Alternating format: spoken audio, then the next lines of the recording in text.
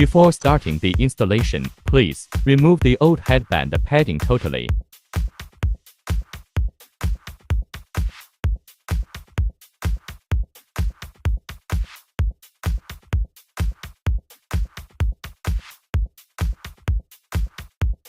Extend the headband to their maximum position.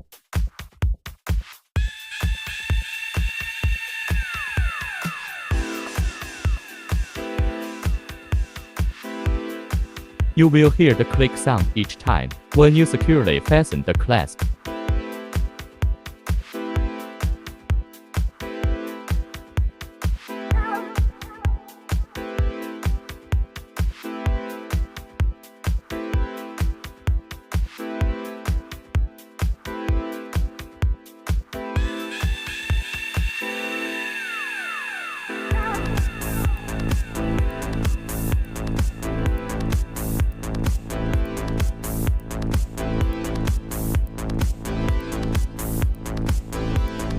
Push the ear pad underneath each one of the flange mounting teeth.